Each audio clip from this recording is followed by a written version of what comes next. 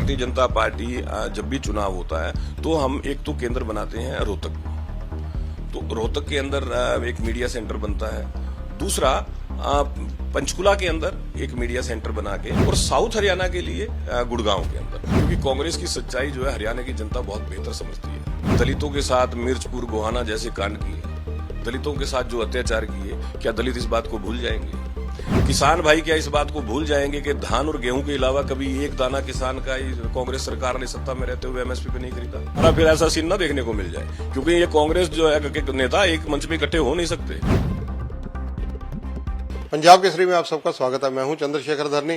परवीन अत्रे ने हरियाणा के सीएम के मीडिया सेक्रेटरी के रूप में नैतिकता के आधार पर अपना त्याग पत्र दे दिया, क्योंकि चुनाव आयोग की आचार संहिता लागू होने के बाद भाजपा संगठन के कार्यों में इनकी जो भागीदारी है उसको ये ईमानदारी से निभा पाए, इसलिए इन्होंने इससे इस्तीफा दिया है। कई और मुद्दे हैं जिन पर परवीन अत्रे जी से बात करेंगे। अत्रे जी स्वागत है पंजाब केसरी में। धरनी जी बहुत बहुत धन्यवाद। अत्रे जी, यथार्थ में आपने इस्तीफा दे दिया? बिल्कुल बिल्कुल। देखिए ऐसा है 16 तारीख को चुनाव आयोग की प्रेस कॉन्फ्रेंस हुई थी और उसी वक्त कोड ऑफ कंडक्ट लागू हो गया था नियम अनुसार, और मैंने उसी दिन अपना इस्तीफा माननीय मुख्यमंत्री जी को सौंप दिया था। क्योंकि चुनाव के अंदर अगर आपको काम करना है तो स्वाभाविक है आप सरकारी पद पे रह के कोड ऑफ कंडक्ट के अंदर काम नहीं कर सकते। इस्तीफा देना जरूरी था, तो मैंने इस्तीफा तुरंत सौंप दिया था। क्या कहीं से चुनावों में हाथ आजमाने का मूड भी है, इलेक्शन लड़ने का मूड भी है? देखिए, भारतीय जनता पार्टी एक अनुशासित पार्टी है।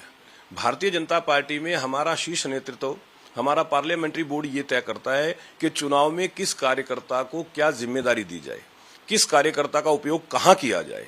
तो पार्टी नेतृत्व जो भी जिम्मेवारी, जो भी काम देगा, मेरा फर्ज केवल ये है कि मैं पूरी तरह से, पूरी तन्मयता से उस काम को करूं। मैंने जब अपना इस्तीफा सौंपा था तो माननीय मुख्यमंत्री जी ने मुझे कहा था कि मैं माननीय मुख्यमंत्री जी का मीडिया देखूं। तो आज के दिन तो मैं माननीय मुख्यमंत्री जी का मीडिया देख रहा हूं, और कल पार्टी अगर कोई जिम्मेदारी, कोई काम और सौंपेगी तो स्वाभाविक है उसको भी पूरी तन्मयता से करूंगा। मीडिया प्रबंधन अपने आप में एक बहुत बड़ी चुनौती है। चलो, सरकार में रहते हैं मीडिया सेक्रेटरी तो कई तंत्र साथ होते हैं, प्रशासनिक व्यवस्था साथ रहती है, लेकिन सोशल मीडिया का अगर आजकल विशेष रूप से चर्चा करें तो सोशल मीडिया जो है अनियंत्रित स्थिति में रहता है कई बार। तो ऐसी स्थिति से निपटने के लिए क्या क्या तैयारी है? देखिए धरनी जी, सबसे पहली बात, किसी भी काम को करने के लिए उसकी जानकारी होना बड़ा जरूरी है। मेरा आप ये कह लीजिए गॉड गिफ्ट है या स्वभाव के अंदर है, हर व्यक्ति के साथ मेरे संबंध बड़े अच्छे रहते हैं, क्योंकि मेरे स्वभाव में है मैं सामने वाले को सम्मान देके बात करता हूं। और मीडिया के साथियों के साथ मेरे संबंध बहुत पहले से बहुत बेहतर रहे हैं। सभी मीडिया के साथी जैसे लगातार मुझे मिलते रहे, जब मैं मीडिया सेक्रेटरी नहीं था उससे पहले से, तो मुझे बहुत आसानी रही और आसानी होती है मीडिया प्रबंधन के अंदर। हाँ, बीच में कुछ लोग ऐसे होते हैं जो विरोधी पार्टियों के पेरोल पे होते हैं, जो स्वयं को मीडिया कर्मी बताते हैं, लेकिन असल में वो मीडिया कर्मी होते नहीं है, क्योंकि वो एक एजेंडे के साथ काम करते हैं। मीडिया कर्मी का चोला ओढ़ रखा होता है उन्होंने, और वो मीडिया कर्मी का चोला ओढ़ के विरोधी पार्टियों के एजेंडे पे काम करते हैं। तो मैं ऐसे लोगों की बात नहीं करता है।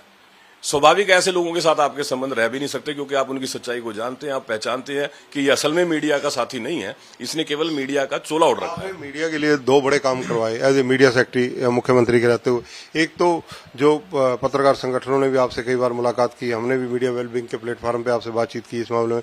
एक तो FIR दर्ज होने पर पत्रकारों की सुविधाएं ना रोकी जाएं, और दूसरा जो विशेष रूप से अगर देखा जाए तो पत्रकारों को अगर परिवार में दूसरा तीसरा व्यक्ति पत्रकारिता कर रहा है तो सेवानिवृत्ति के बाद वो पेंशन का हकदार है।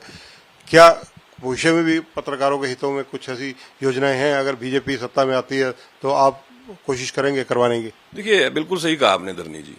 मेरे पास मीडिया के साथी आते थे और वो अपनी कुछ मांगे लेके आते थे। आप भी बहुत बार अपनी एसोसिएशन के जरिए मुझसे मिले, आपने मांग पत्र भी दिया और उसमें कुछ प्रमुख मांगे थी।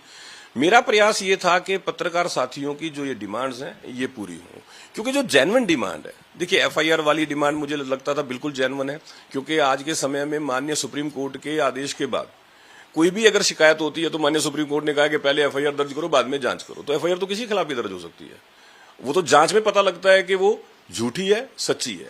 तो इसलिए वो बड़ा विषय था। मैंने माननीय मुख्यमंत्री जी से निवेदन किया, माननीय मुख्यमंत्री जी ने इस बात को स्वीकार करते हुए पत्रकार साथियों की इस मांग को भी माना।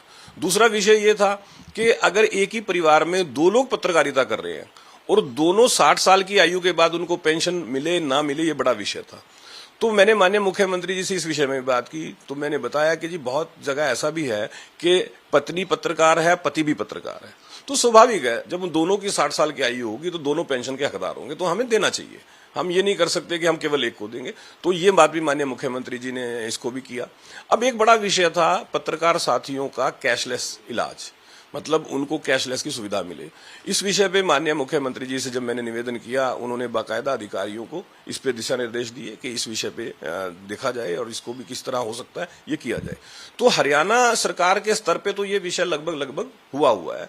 इसके अंदर कुछ चीजें हमें केंद्र की एक एजेंसी है जहां से जिनका गो हेड चाहिए होता है, तो वहां पे अभी मामला पेंडिंग था। हालांकि अधिकारियों से जब मेरी बात होती थी तो वो बताते थे कि जी बहुत जल्द वहां से भी गो हेड आ जाएगा, हम फॉलोअप ले रहे हैं। तो इन बिटवीन ये आचार संहिता लगी। तो मेरा मानना यह है कि जब भारतीय जनता पार्टी की सरकार तीसरी बार बनेगी तो सबसे पहला काम पत्रकार साथियों के लिए यही होने वाला है। तो बीजेपी का चुनावी दंगल के अंदर मीडिया का मुख्यालय कहा जाए, मीडिया के जो कांटेक्ट में रहने के लिए मेन जगह कौन कौन सी रहने वाली है? देखिए, आपने देखा होगा भारतीय जनता पार्टी जब भी चुनाव होता है तो हम एक तो केंद्र बनाते हैं रोहतक को, तो रोहतक के अंदर एक मीडिया सेंटर बनता है। दूसरा, पंचकुला के अंदर एक मीडिया सेंटर बना के, क्योंकि जो उत्तरी हरियाणा के पत्रकार साथी है या इस क्षेत्र का जो भी मीडिया के अंदर बात जानी है, नेताओं के जो प्रेस कॉन्फ्रेंसेस होनी है, जो बड़े नेता आएंगे, तो वहां उसके लिए पंचकुला हमारा रहता है कि हम यहाँ पे एक मीडिया सेंटर, जैसे आपने देखा लोकसभा में हमने बनाया था। और साउथ हरियाणा के लिए गुड़गांव के अंदर। तो प्रयास ये होता है कि चाहे पत्रकार साथियों की बात करें, चाहे पार्टी के जो बड़े नेता हरियाणा में चुनाव प्रचार के दौरान आएंगे उनकी बात करें, प्रदेश के नेताओं की बात करें, जिस क्षेत्र के अंदर उनका प्रोग्राम है या वो कोई आयोजन हो रहा है, प्रचार में आए हुए हैं, तो वहीं पे मीडिया के साथियों से बात कर सके, इस तरह का प्रयास जो है भारतीय जनता पार्टी का रहता है। राहुल गांधी स्टार प्रचारक के रूप में जींद से अपनी शुरुआत करेंगे कांग्रेस के लिए? देखिए, राहुल गांधी जींद से करें, हिसार से करें, पानीपत से करें, क्या फर्क पड़ता है? क्योंकि कांग्रेस की सच्चाई जो है हरियाणा की जनता बहुत बेहतर समझती है। ये वही कांग्रेस पार्टी है जिसने दलितों के साथ मिर्चपुर, गोहाना जैसे कांड किए, दलितों के साथ जो अत्याचार किए, क्या दलित इस बात को भूल जाएंगे? किसान भाई क्या इस बात को भूल जाएंगे कि धान और गेहूं के अलावा कभी एक दाना किसान का कांग्रेस सरकार ने सत्ता में रहते हुए एमएसपी पे नहीं खरीदा? क्या हमारे युवा इस बात को भूल जाएंगे कि कांग्रेस के सत्ता में रहते हुए नौकरियों में किस तरह से बंदर बांट होती थी, किस तरह से पर्ची खर्ची चलती थी? जो सत्ता के चहेते होते थे, सत्ता के नजदीक होते थे, केवल उन्हीं को नौकरी मिलती थी। जो काबिल युवा होता था वो नौकरियों के लिए धक्के खाता रहता था। क्या युवा इस बात को भूल जाएगा? क्या महिलाएं इस बात को भूल जाएंगी कि कानून व्यवस्था के मामले में कांग्रेस की सरकार के दौरान कितने लचर हालात थे? 2004 से लेकर 2014 के एनसीआरबी के आंकड़े एक बार धरनी जी निकाल के देखिए। महिलाओं के प्रति अपराध में 174% की वृद्धि। तो कांग्रेस यही के रथ पर सारे नेता सवार होने का दावा कर रहे हैं, चाहे वो शैलजा हो, उदय भान हो, या कांग्रेस के चौधरी वीरेंद्र सिंह हो, पहले तो बीजेपी में थे, या भूपिंदर सिंह हुड्डा हो।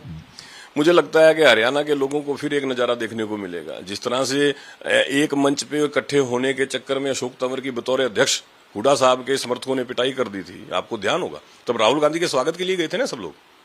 अब फिर आप कह रहे हैं कि एक मंच पे इकट्ठे होंगे, तो मैं तो भगवान से प्रार्थना करूंगा कि दोबारा वो सीन ना देखने को मिल जाए। कांग्रेस के दावे हैं। हाँ, कांग्रेस ही मैं कह रहा हूँ, कांग्रेस दावे कर रही है, तो आप भगवान से दुआ कीजिए कि दोबारा फिर ऐसा सीन ना देखने को मिल जाए, क्योंकि ये कांग्रेस जो है नेता एक मंच पे इकट्ठे हो नहीं सकते। बीजेपी के स्टार प्रचारक कौन कौन से आने जा रहे हैं? देखिए, ऐसा है, ये अभी पार्टी की तरफ से तय होना है, लेकिन ये बात तो मान के चलिए कि हमारा शीर्ष नेतृत्व जो है, हमारे बड़े नेता हरियाणा में प्रचार के लिए आएंगे, लेकिन कौन कौन आएंगे, कब कब आएंगे, ये अभी तय होना है।